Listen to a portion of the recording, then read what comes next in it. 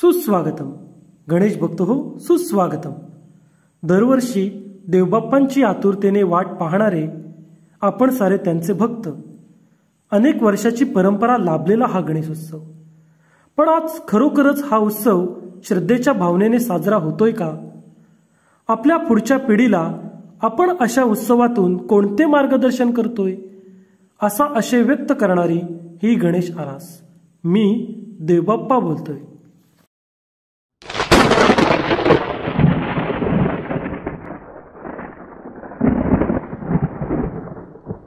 गडगडाट ऐकून घाबरला? घाबरू नका, मी देवबाप्पा बोलतोय. हो, तुमचा लाडका देवबाप्पाच बोलतोय. नेहमीप्रमाणेच माझा आशीर्वाद तुम्हाला मी आजही देणारच आहे, कारण किती आतुरतेने तुम्ही माझी वाट पाहत असता. पण माझ्या प्रिय भक्तांनो, आज मला तुम्हाला काही सूचना देखील करायच्या आहेत.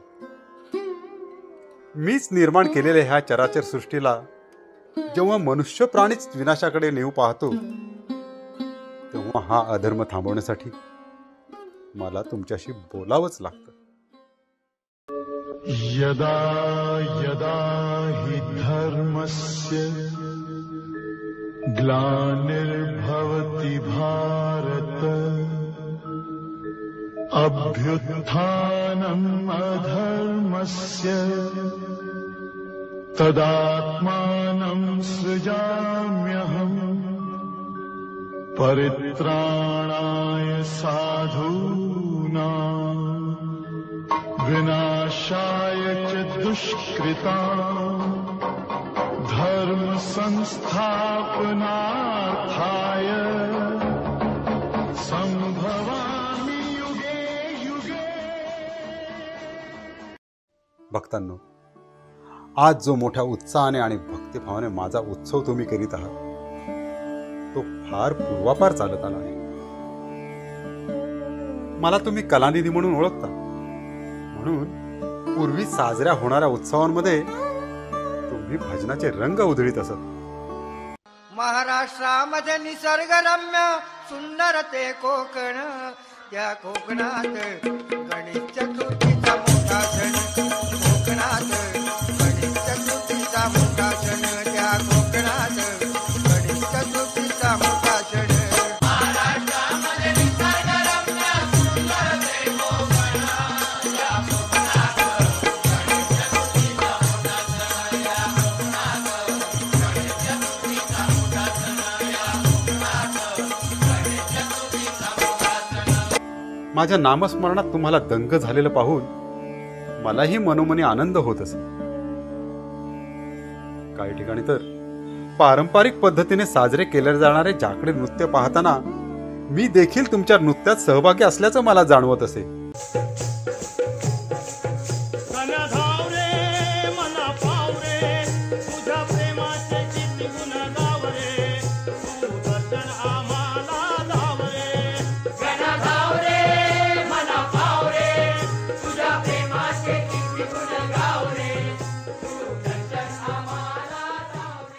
महिलांच्या आनंदाला तर पारावरच नसे. दिवसभर माझ्या नैवेद्य बनवण्याच्या गडबडीत असून देखील रात्री त्यांच्या फुगड्यांना आलेलं उधाण मी अगदी प्रसन्न मुद्रेने पाहत असे. चला ग, आपण फुगड्या खेळूया. चला चला खेळूया ना.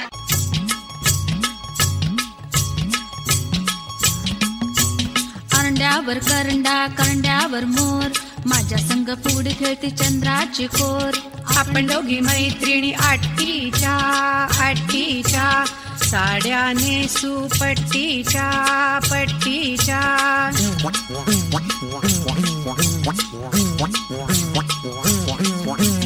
ढगातून पडल्या मघाग, दोघींची फुगडी बघाग.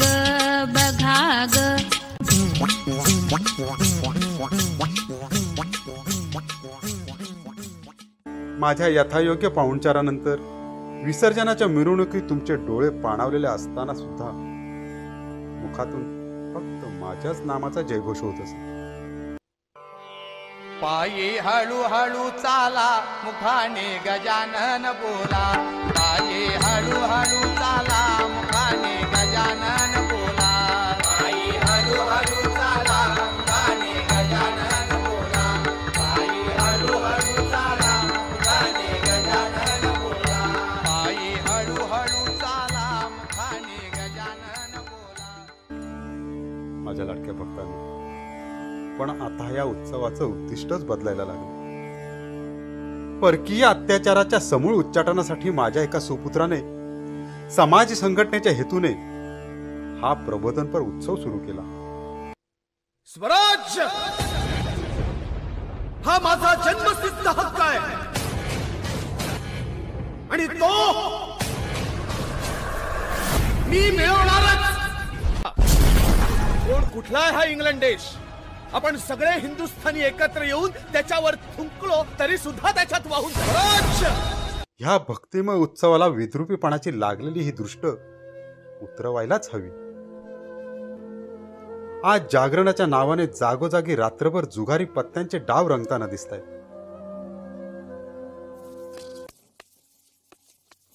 कातर मारा असं असतं का पुढे? काय तुम्ही खेळणारे? मी तर म्हणलं आठवले तुम्ही. आपले आहेतच 100. 200 राहिले 500 आहेत का पैसे का काय? टाकले काय 500 नोटे भाऊसाहेब. किती झाले? तुमचे किती झाले आता 200 राहिले. माझे 200 राहिले द्या तुम्ही. राहिलेले 100. देईल, थांबा जरा. ठेवा पैसे खाली, अजून माझा शो व्हायचा आहे. करा ना अगं बाबो भाऊसाहेब, तुम्ही तर करा, आम्हाला कंगाल करून टाकलं. आणि हे सगळं उघड्या डोळ्यांनी पाहताना मला अतोनात यातना होतात. व्यसनाच्या अधीन होऊन मद्यपान करून माझी आरती करण्यासाठी जेव्हा तुम्ही उभे असता, तेव्हा या क्षणाला इथून निघून जावं इतका पश्चाताप मला होतो. एकीकडे मला सजवून नटवून मखरात बसवता, पण तुम्ही तर दूरदर्शनवरील कार्यक्रम पाहण्यात दंग असता.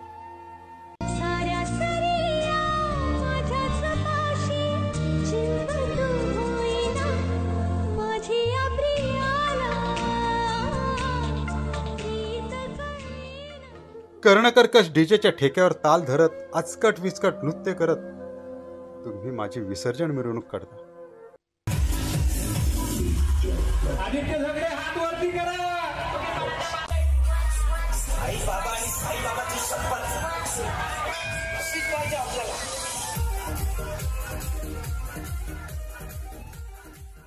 भक्तांनो, जिथे श्रद्धेने तुमचे हात जुळतील तिथे आशीर्वादासाठी मी नेहमी तुमच्या सोबत राहील. मी मूर्तीच्या उंचीत नाही, तर तुमच्या भक्तिभावात सामावलेला आहे. माझी मूर्ती तुम्ही शाडू मातीनेच बनवा, कारण त्या मूर्तीचे सहज विघटन होते आणि त्यामुळे माझ्या या सजीव सृष्टीला कोणत्याही प्रकारची हानी पोहोचत नाही. याउलट मोठमोठ्या उंचीच्या प्लास्टर ऑफ पॅरिसच्या मूर्ती विसर्जनानंतर जेव्हा समुद्रकिनारी पाहावयास मिळतात, तेव्हा त्यांची छिन्न विछिन्न अवस्था पाहून तुम्हीही मनातून दुखावताच ना. शहरांमध्ये तर माझ्या दर्शनासाठी विविध रांगा, साधी रांग, नवसाची रांग, VIP रांग, जवळून दर्शन, दुरून दर्शन, प्रत्येक दर्शनाचा भाव निराळा. माझ्या आकाराबरोबरच दानपेठेही मोठे होत गेल्या. अरे पण हे सर्व कशाला? माझ्या प्रिय भक्तांनो, मी मनुष्य प्राण्याला जन्माला घालताना लहान मोठा गरीब श्रीमंत असा कोणताच भेदभाव ठेवत नाही. जो तो आपल्या कर्माने आपले कर्तृत्व सिद्ध करतो. आता हेच पहा ना, कठोर परिश्रमानंतर नव्हे तर अक्षरशः अपयशावर पाय देऊन माझा एक भक्त अवकाशाला गवसणी घालताना जेव्हा मी पाहतो, तेव्हा माझा सुद्धा ऊर अभिमानाने भरून येतो. 3, 2, 1, 0 plus 5 seconds. Lift off normal. Here we have a majestic liftoff of LBM-3 M4 rocket carrying India's prestigious Chandrayaan-3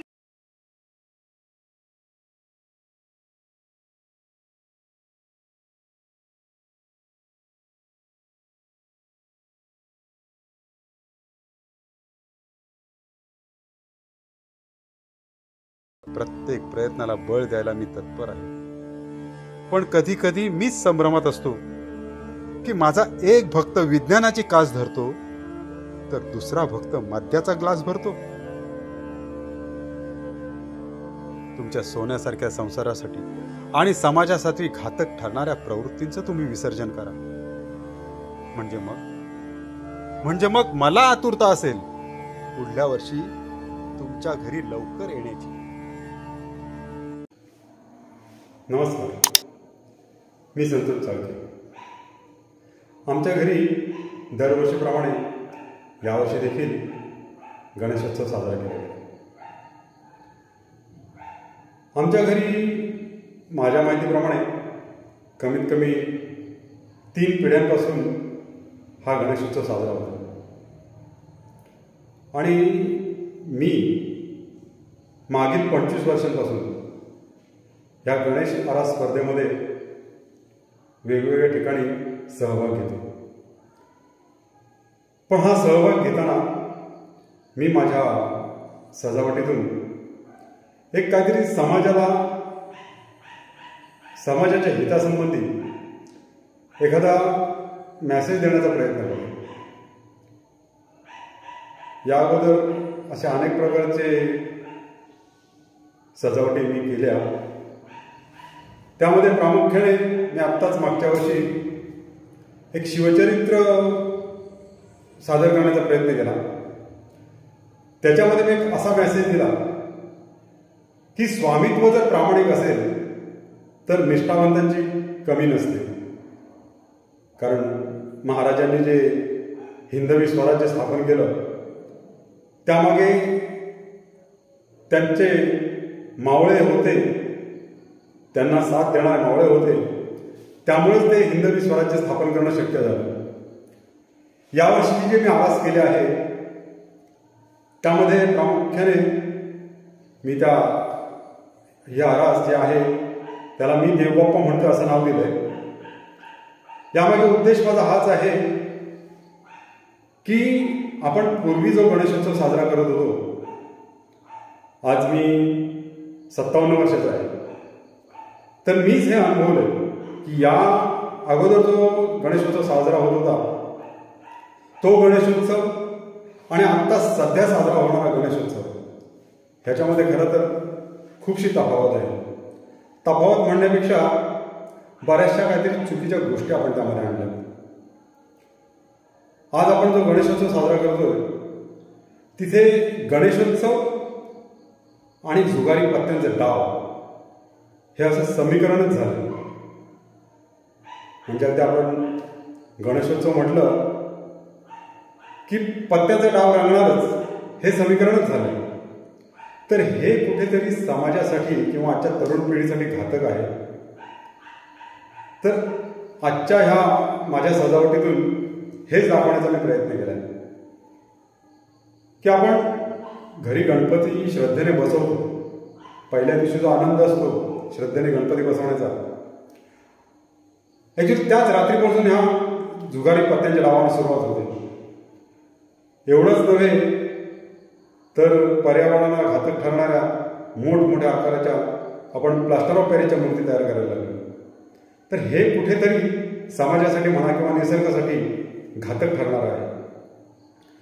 पूर्वीच्या काळी जागरण म्हणून आपण म्हणजे आपलं साधारण कोकणातलाच जर का विचार केला तर नाच, झाकडी नाच ज्याला आपण म्हणतो, नाच, फुगड्या किंवा काही ठिकाणी तर ग्रंथपुराणं वाचली जायची.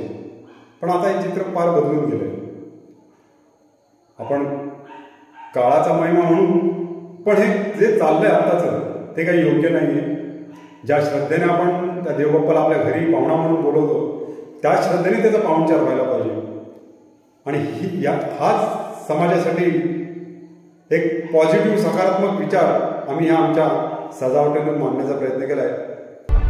संपूर्ण महाराष्ट्रातील परखड बातम्या पाहण्यासाठी आमच्या प्रखर लोकमान्य न्यूजला सबस्क्राईब करून बेल आयकॉनवर क्लिक करायला विसरू नका.